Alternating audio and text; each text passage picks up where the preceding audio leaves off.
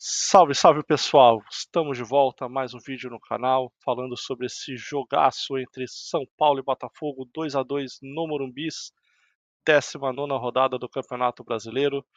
Antes de mais nada, nos apoie, deixe seu like, inscreva-se no canal, comente aí o que você achou do jogo, do desempenho dos jogadores, desempenho do Botafogo, do São Paulo, do time de Zubeldia. O que vocês acharam da partida? Eu achei que foi um grande jogo, um belíssimo jogo, um jogaço digno de duas equipes que estão no topo da tabela do Campeonato Brasileiro. A gente reclama muito sobre a qualidade dos jogos, mas esse foi mais um jogo em que demonstrou que o futebol brasileiro é sim um, tem bons jogos dentro do Campeonato Brasileiro. Muita gente gosta de falar de outros campeonatos, campeonatos europeus são melhores. Se você gosta tanto de campeonato europeu, eu te aconselho a ficar assistindo Elche e Celta de Vigo durante uns 3 anos seguidos aí, ao invés de assistir um Botafogo e São Paulo, que foi um grande jogo no Morumbi. São Paulo começou muito bem o jogo, começando pressionando o Botafogo com muita posse de bola. O Botafogo é um time fortíssimo fisicamente, muito bem treinado pelo Arthur Jorge. Arthur Jorge e Zubeldia têm praticamente a mesma quantidade de jogos nos seus times, mas dá para ver que os dois técnicos conseguiram impor já a sua filosofia de jogo. O Botafogo é um time com muita qualidade, dá para ver ali que São Paulo e Botafogo estão em níveis um pouquinho diferentes no campeonato. Botafogo um nível um pouquinho acima do time do São Paulo, tanto fisicamente, ser um time muito forte, quanto taticamente. Dá para ver que os jogadores do Botafogo eles seguem à risca aquilo que o técnico pede, são muito comprometidos, voltam bastante, ocupam bem os espaços, as linhas são bem formadas de defesa, então é um time que é difícil de atacar e tem um contra-ataque muito rápido, joga numa transição muito rápida, é muito bom esse time do Botafogo. No início do jogo conturbado com relação à arbitragem, 2 pênaltis. Primeiro pênalti a favor de São Paulo numa jogada do Bastos em cima do Ferreirinha, aquela famosa mão no rosto que muita gente marca. Eu não gosto muito desse tipo de pênalti, vou ser bem sincero. Não acho que seja um pênalti claríssimo, mas dentro do que os árbitros marcam hoje em dia, não dá para dizer que é um absurdo. Realmente dá para ver que o Bastos atinge o rosto do Ferreirinha, que valoriza, claro, cai no chão, rola, parece que tomou uma bicuda no rosto. E o juiz marcou pênalti logo com 3 minutos de jogo. O Lucas bateu muito bem, o John foi muito bem na bola. Aliás, esse John é ótimo goleiro, excelente contratação do Botafogo. Estava ali no Santos, o São Paulo tentou contratar no passado, o Santos não quis vender. Aí o São Paulo acabou contratando o Rafael e posteriormente o John foi para o Inter.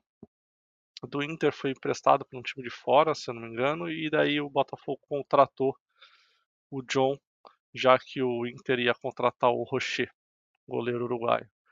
Ótima aquisição do Botafogo. Acho o John um goleiro melhor do que o Botafogo tinha ano passado, que era o Lucas Perry. Então o Botafogo muito bem servido de goleiro. 1-0 para o São Paulo, o Botafogo assumiu um pouco as rédeas da partida, começou a avançar um pouco, e aí o São Paulo meio que se perdeu no jogo, passou por uma estabilidade uh, ali tática, técnica na partida, e logo depois o Botafogo teve um pênalti a seu favor, uma bola cruzada na área, cabeçada do Tiquinho, e o Wellington meio desajeitado ali, acabou com o braço aberto, a bola pegou no braço do Wellington, dentro do que eles marcam hoje em dia, o VAR chamou, o árbitro confirmou o pênalti. Ali dá para ver que ia marcar pênalti mesmo, também não acho um pênalti absurdo. E aí o Tiquinho bateu muito bem, empatou o jogo.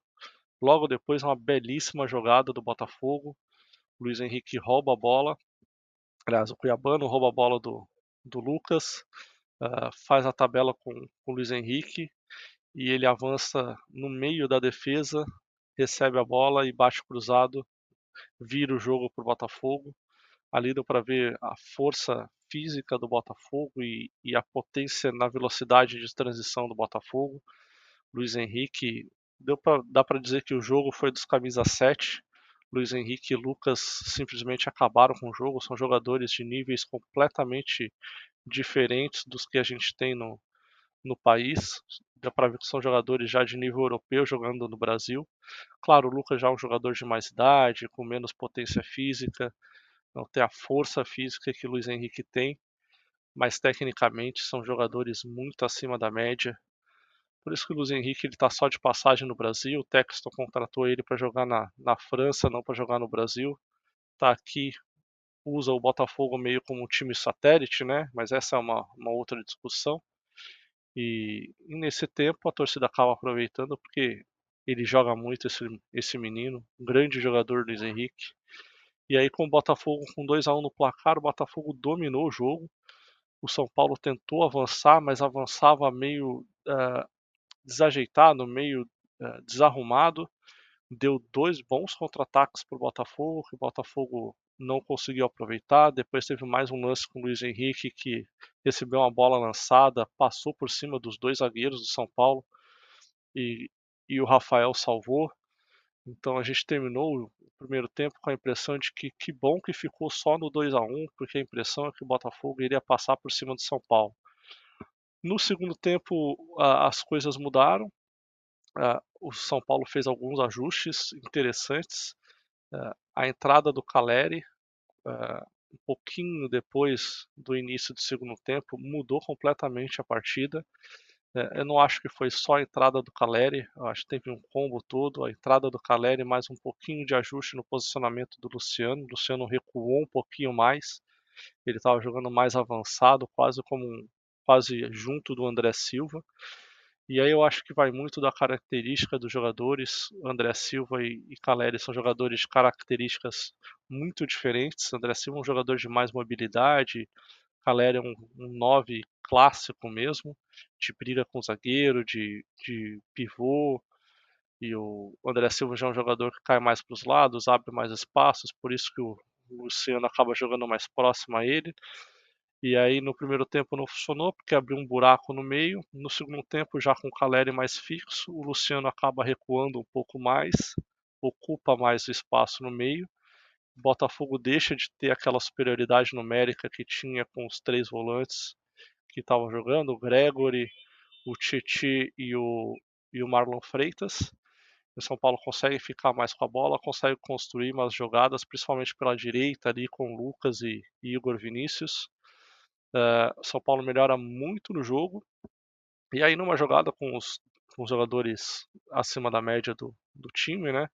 O Caleri acaba fazendo pivô, o Luciano recebe, toca para o Lucas faz o lançamento na medida para o Ferreirinha e ele chegou cara a cara com o John e empatou o jogo. Eu, para ser bem sincero, o Ferreirinha, o gol que ele fez eu achei que ele ia perder e o gol que ele perdeu eu achei que ele ia fazer.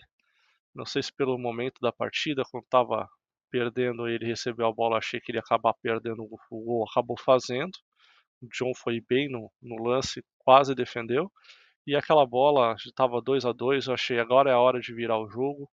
E ele recebeu praticamente sem goleiro, bateu de esquerda. Ele até fez o movimento certo, mas eu acho que como a perna esquerda dele é mais para subir no ônibus do que para chutar pro gol, acabou pegando mal e a bola saiu muito e foi para fora. Depois o Luciano teve mais uma grande chance e perdeu. Essa do Luciano, inadmissível. Luciano mais uma partida um pouquinho abaixo do Luciano. Teve a chance de fazer o 3-2. A partir dali o jogo ficou muito bom, com o São Paulo indo para cima, tentando virar a partida. O Botafogo teve algumas chances, principalmente com o Luiz Henrique. O Luiz Henrique fazia um inferno ali na defesa do São Paulo. Apesar do segundo tempo o Wellington ter marcado muito melhor o Luiz Henrique, mas as principais chances do Botafogo vinham dos pés desse garoto, muito bom jogador. Depois ali dos 30 minutos, o São Paulo acabou cansando um pouco e o Botafogo começou a dar uma amarrada no jogo. Então os laterais começavam a demorar, as batidas de tiro de meta começavam a demorar, os jogadores começavam a ficar caindo mais no gramado. Aí começaram as substituições, muito tempo demorando para saírem do campo. Normal, nível Brasil. São Paulo também fez isso contra o Grêmio. O jogo estava começando a ficar crítico, o São Paulo começou a enrolar a partida, só que na diferença é que naquele jogo teve 13 minutos de acréscimo, né? E nesse tivemos só 7, que na verdade seria o padrão. O anormal foi no jogo contra o Grêmio. E o comportamento do time do Botafogo é o padrão no futebol brasileiro. Você acaba dando uma segurada para esfriar a partida, para o outro time perder um pouco do ímpeto. Funcionou e a gente foi meio no banho-maria até o final do jogo. São Paulo ainda fez algumas mudanças. Vou fazer um resumo sobre essas mudanças no final do vídeo, no final com as notas dos jogadores. Acho que dá para englobar as 3 mudanças numa nota só. Não funcionaram. E aí o São Paulo saiu com esse empate contra o Botafogo. Para efeito de tabela, não é um resultado ruim. Claro, empatar em casa é sempre frustrante, mas se levarmos em consideração que o Botafogo é o líder do campeonato e tem um time sim que é um pouquinho acima do time de São Paulo, não é um empate ruim, ainda mais que tomou a virada, foi buscar o empate. Acaba sendo um pouco frustrante porque deu para perceber que teve muita chance para conseguir vencer o jogo e por falta de qualidade técnica no momento da finalização acabou perdendo as oportunidades. Por outro lado, empatar com um time forte como o do Botafogo é importante para a gente perceber que o time de São Paulo tem sim nível para brigar com essas grandes equipes nas outras competições, Copa do Brasil, o Copa Libertadores. Então, em fases mais agudas dessas competições, quando essas equipes se enfrentarem, as equipes grandes, o São Paulo tem nível sim para competir com elas. Não é como em outros anos que o São Paulo pegava um Palmeiras, um Flamengo e a gente já sabia que ia perder. E agora não, agora a gente sabe que vai brigar, pode ter chance, claro, pode perder, pode ganhar, mas que vai competir de igual para igual com essas equipes. O que eu lamento não é o empate com o Botafogo, mas sim o empate contra o Juventude. Esses pontos que o São Paulo perde contra times muito abaixo da tabela são esses pontos que fazem diferença. Lembrando que o São Paulo perdeu do Cuiabá, São Paulo empatou com o Juventude, São Paulo perdeu em casa do Fortaleza na primeira rodada e o São Paulo foi goleado pelo Vasco quando o Vasco estava numa crise terrível. Então esses pontos sim são aqueles que fazem diferença. Não são os jogos contra Flamengo, Palmeiras e Botafogo e a derrota para o Galo que são aqueles que a gente tem que lamentar. Esses jogos que são contra times abaixo da tabela, esses jogos são obrigatórios de vencer. É assim que o Palmeiras ganha os campeonatos brasileiros. Se você pegar aí o histórico dos times do time do Abel, ele nos jogos grandes, no jogo contra os times do alto da tabela, ele geralmente empata, perde um, ganha outro, e os jogos contra os times abaixo da tabela ele ganha todos. Então é isso que faz a diferença para o Palmeiras sempre estar na ponta da tabela. Finalizado o jogo, a única coisa a lamentar é a suspensão do Lucas Moura, não joga contra o Fortaleza, e aí a gente tem que fazer um exercício aí de tentar pensar o que é mais vantajoso para o São Paulo. O Lucas vinha de uma sequência aí de mais de 10 jogos seguidos, jogando direto, então é uma pausa boa para o Lucas. O Lucas precisava desse tempo para descansar. É um jogo difícil contra o Fortaleza no fim de semana lá no Castelão, por diversos motivos, pelo time do Fortaleza, que é um time muito bom, pela temperatura, que é um lugar muito quente e úmido, e pelo campo, que é muito ruim do Castelão. E aí a gente tem que pensar o que o Zubeldia e a comissão técnica vão decidir, porque vem aí a sequência de jogos maluca, que é Fortaleza, depois vem o Goiás pela Copa do Brasil, depois tem o Flamengo em casa, depois a volta contra o Fortaleza, e aí tem Libertadores também. Então são jogos seguidos muito grandes, uma sequência forte de jogos, e inevitavelmente vai ter que ter algum descanso para esses jogadores. Na minha opinião, eu jogaria de time mesclado tanto contra o Fortaleza quanto contra o Goiás. Sei que o Goiás, por ser Copa do Brasil, é É uma competição importante para se jogar com o time completo, mas é o primeiro jogo e o jogo fora, e eu pensaria bastante em jogar com o time misto, tentar ali levar um empate, de repente uma vitória magra no jogo de ida, para daí no jogo de volta sim jogar com o time completo, porque o jogo contra o Flamengo é no Morumbi, então Flamengo e Goiás no Morumbi é mais viável de jogar esses dois jogos seguidos com o time completo. Então eu preferiria jogar esses dois jogos contra o time mais mesclado, e aí sim contra Flamengo e o jogo da volta com Goiás jogar com o time completo. Mas aí vamos ver o que o Zubeldia e a comissão vão decidir. Notas dos jogadores. Rafael fez uma partida segura, algumas boas defesas, um chute do Cuiabano, uma cabeçada do Tiquinho Soares que pegou, fez boas defesas. Os gols não teve culpa, um gol de pênalti e o outro chute do Cuiabano cruzado foi um chute forte, difícil de fazer a defesa. Então nota 6,5 para o Rafael. Igor Vinícius e Wellington, vou dar uma nota só para os dois. Para mim, jogo razoável. Nota 6 para os dois. Claramente são dois laterais que não têm um nível técnico muito alto. Aliás, o Igor Vinícius, eu acho o nível técnico do Igor Vinícius muito baixo, mas são laterais de muita força física, muita imposição física, jogadores que têm velocidade, que chegam bem ao ataque, mas não tem muita qualidade. Então, quando a gente precisou dos laterais no segundo tempo, a gente viu que tinha muita deficiência nessa área, somente nos cruzamentos, não é o forte dos dois.